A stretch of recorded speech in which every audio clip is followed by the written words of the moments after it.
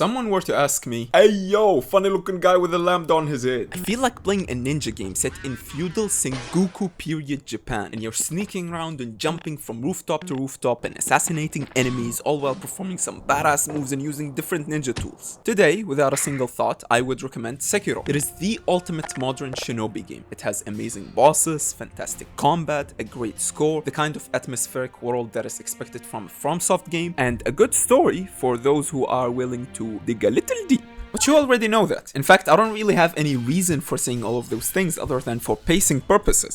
But in case you don't know, guards, please, mental hospital right now, this person. But what if it's not 2019? What if 2019 never existed? What did you schizophrenic oldies do before this game was out? This is what we had before Sekiro, and it was amazing. Tenchu 3 is a third-person stealth action game developed by K2 and published by Activision, you know, the guys who also published this. The game is centered around you being thrown into an open-ended level that's guarded by a plethora of enemies, and your mission is to use the sandbox at your disposal to reach the end of the level, which usually contains a boss fight. It's like Sekiro in many ways, as it shares a lot of its core designs and mechanics, you know, stealth, assassination, tough bosses, multiple tools to use for different situations, a grappling hook, cool ass combos and shit, and other similarities. Like in Sekiro, you get defecated on by a giant monkey. In Tenchu, it's slightly similar, except that ship has sailed. You can revive yourself after death. Again, they're pretty similar games. In fact, Sekiro was originally supposed to be another entry in the Tenchu franchise, but during early development, From Software decided to shift it to its own original IP. I personally think that was a great decision by them. As for why I think that's the case, you would have to wait until I talk about the story for that one. But for now, I'm gonna talk about what really matters. What is Tenchu 3's gameplay like?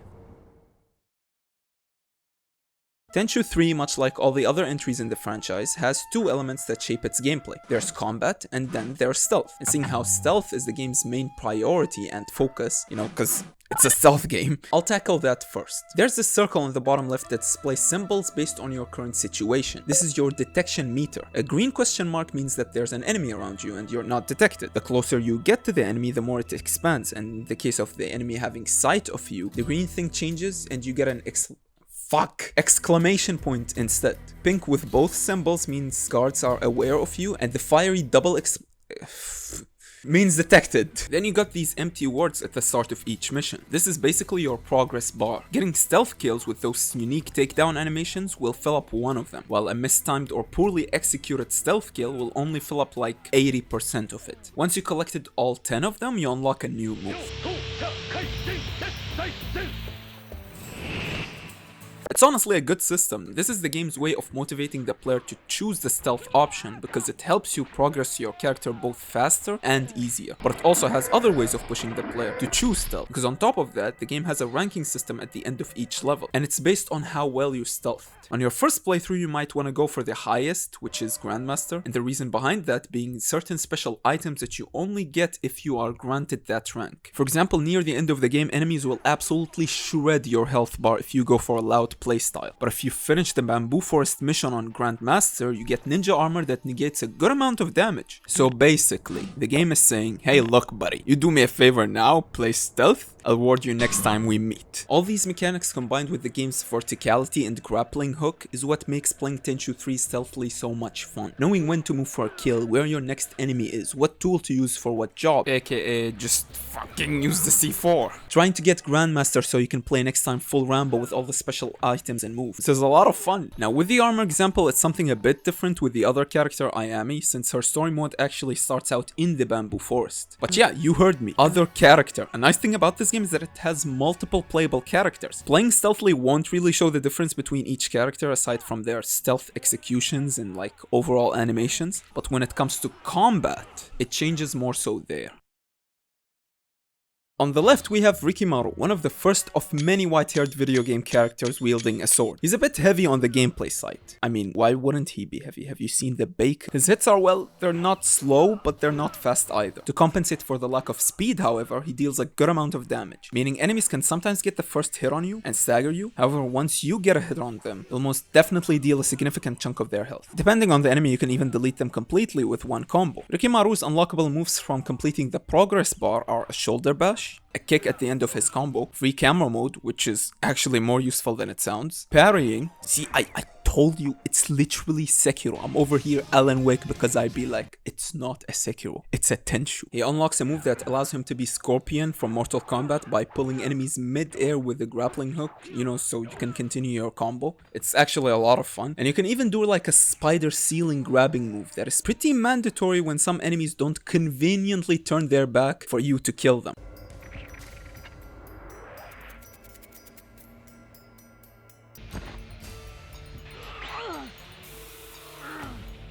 Would be nice if more stealth games did this move. I mean, specifically a certain bald man. You just say it. So, you know, Rikimaru's moveset is all fun and games, and it remains consistent with his theme of being a ninja. Until this guy performs an attitude adjustment.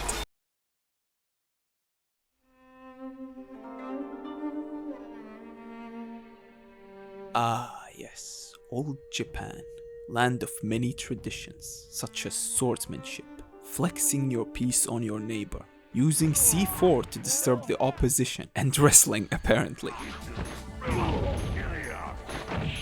But see, if Rikimaru was a Scorpion John Cena hybrid, Ayame on the other hand,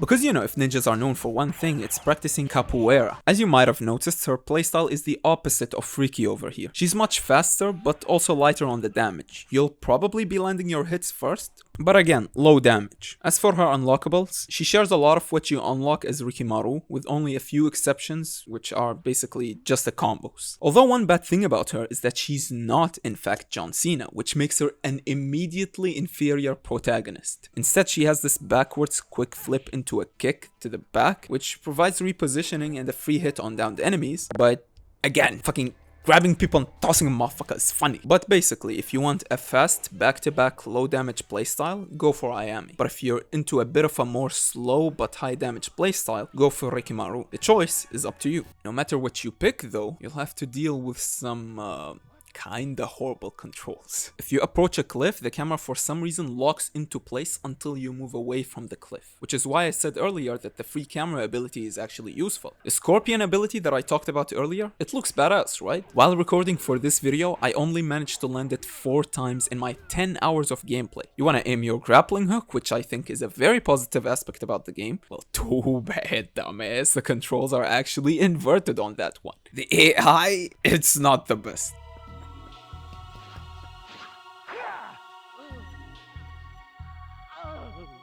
When they start searching for you, they keep circling around themselves until they forget about you, and then they're like, I must have been the wind. So I seem to have my problems with the game, right? So a good question here would be, why do I keep coming back to it constantly? The reason is this game's dynamic gameplay.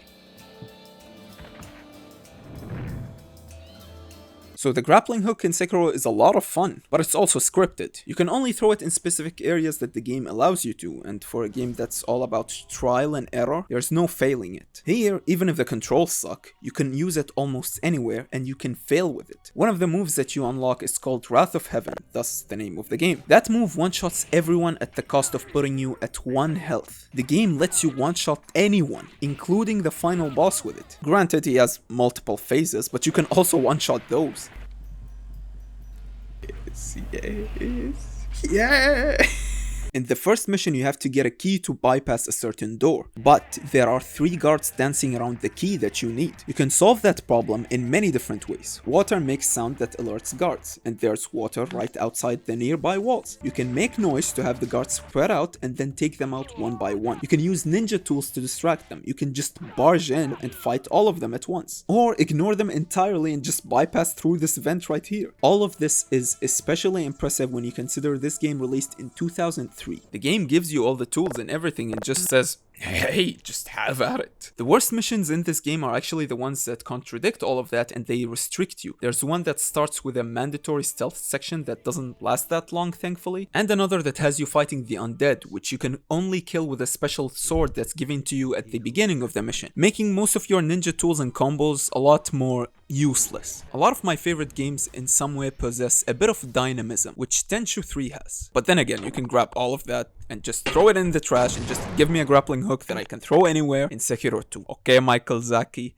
do this please. Yes. Now, time for the story. The reason why Sekiro, in my opinion, is thankfully not a Tenchu game. Well, because it sucks. It sucks major gorilla dong. There's no other way to put it. The voice acting, even for an old game, is just too funny. He should be here. Ah, there he is. The writing, unbelievable. I shall let you live, so I can kill you another day. What about the plot, What about the plot? Rikimaru is stuck in the present because he jumped through a portal. No, actually, so he has a shadow which stayed in the past, but the actual you jumped in the present and he's fighting police. So your shadow is fighting Keanu Reeves and then you die and your present comes back from the present. Look at that, that's crazy, honestly. My favorite part, generic guy number 1 defeats generic evil guy number 735. So then your sword gets broken and you have to repair it using either, like, the game gives you a choice of use real metal or the evil sword. Why would you use evil sword? Like, what is this choice here? But anyways, this guy, Tatsumaru, supposedly he's your friend, right? You need more training. He comes back from the dead and tells you, actually, your character, brain damage. You see your eye, it's closed, right? So it's scarred. No. You just chose to keep it closed. Then you fight the evil Keanu Reeves again. He's like Kuze, he keeps coming back. And depending on what you chose, nothing really happens, by the way. You just get an extra phase at the final boss. And this guy, the final boss, he's just evil for the sake of being evil. Actually, one nice thing about him is that if you're Riki, red demon. But if you're Ayame, he turns into a lizard man. So you kill him and the game ends. I did explain the story horribly on purpose, but I'll let you in on something. 70% of the things that I said are in the game exactly as I explained them. The whole franchise is like this, and so you can see why building a sequel to games that had pretty generic stories that were basic and never took themselves seriously, a bit of a challenge. Especially if you want to suddenly turn them into something much more. You can reboot it entirely, like with how the new Modern Warfare games did it, but at that point it feels like you're just using those characters for nostalgia. Why not just make a new, fresh, original thing, which is exactly what they did. By the way, remember when I said something about 47? He's in the game. You can do that move. There's not 2 but 3 playable characters in this game. Tesshu is the name of the third one, and he is one funny motherfucker. He's a doctor by day and an assassin by night. Contrary to defeating Tenrai and destroying evil, Tesshu's goals aren't about all of that. Instead, his motives are just killing his targets and getting money. Oh, and it's mentioned that his skills should serve justice. Yeah, okay, buddy, because a guy like that would surely care about seeking justice. His second mission is literally him being jealous of Rikimaru because he killed his target. Now, I don't know about you guys, but I wouldn't let someone like that operate on me, even if I was dying. Tesshu comes with his own playstyle. His fighting revolves around low speed, high damage, hand-to-hand combat with charge moves. He doesn't have an ultimate ability nor a progress bar. Instead, he has all the abilities unlocked from the get-go, and he has this one ability to replace the ultimate that has his hands on fire. Because, you know, doctors in Japan can apparently do that. Another change that Tesshu introduced is money, which you can use to buy items during your mission setup instead of picking them out like the other 2 characters. You get money from either dead guards, caches around the map, or by completing missions. But the goofiest and most interesting part about Tesshu has got to be his takedown animations. Instead of seeing some neat animation of slitting throats or breaking necks or something, you get a picture of a heart being hovered over by a PNG of a hand, or a needle being inserted into a skull. It's a neat touch in theory, you know how they show how he applies his knowledge as a doctor in his other work, but in game it looks extremely silly. It's just like me doing this. Despite his new and fun moveset, you'll unfortunately be visiting the same locations which you already played the game many times for you to unlock him, so it ends up being pretty repetitive. Before I end the video though, you might be wondering why didn't I talk about Tenchu 1 or 2 or even 4, or any other entry in the franchise? Why did I choose 3 specifically, when most of the mechanics and things that I talked about are present in those games as well? 1. This is the game that introduced me to the franchise, and I personally feel it's the most charmful. 2. The combos and all that aren't present in the PS1 games, and many of the mechanics in said games have been refined for the better in this one. 3. Tenchu 4 is a downgrade from this one. 4. Tenchu 3 has multiplayer. and I played the ever-living shit out of that as a kid. There are PvE and PvP missions. Unfortunately, I cannot show much since this game doesn't have online play, so I'll just try my best. The PvE is pretty boring. Aside from one mission where you fight all the bosses back to back with a friend, you're not missing much. The same cannot be said, however, when it comes to PvP. Here's where stuff gets interesting. The game allows you to choose many of the enemies and characters that you fought in the main story to battle against each other, and they all mostly possess different abilities and combos. You can be the Keanu Reeves looking ass and spam this shitty move or drain everybody's health. You can be Tatsumaru. You need more training. You can one-shot your friends as either Rikimaru or Ayame with the Wrath of Heaven move. This mode, it's total bullshit. But man, did I have some great funs with me and my friends. Coming back to it now made me reminisce about the good old days, and it also made me think, it's unbalanced, right? But we didn't give a shit, we still got a fun-ass multiplayer mode. The controls don't really fit a PvP game, but we still got a multiplayer mode. Balance and polish in games is important, but sometimes it's not when it doesn't favor fun. There's this whole unnecessary obsession that players and devs have with game updates and nerfs and patches and unbalanced stuff and competitiveness, and how dare a game not be balanced for online play. Let's say Tenchu's multiplayer was to be made today. Devs would have probably scrapped it because it's either gonna take too many resources to actually put something together that works, or it wasn't coming together very well, or both. Who gives a shit? Make that unbalanced half-baked multiplayer with a low budget, silence the meta slaves, and allow pistol spam in this shit. These exist and they're unbalanced. These didn't pull their vision because too many resources, and we still don't have a Sekiro multiplayer mode. So, Michael Zaki, get to work. Anyways, thank you for watching me talk about the stuff that I enjoy. Please push this button right here. Yes, look at it. Funny button waiting to be pressed, yes. And yeah, bye.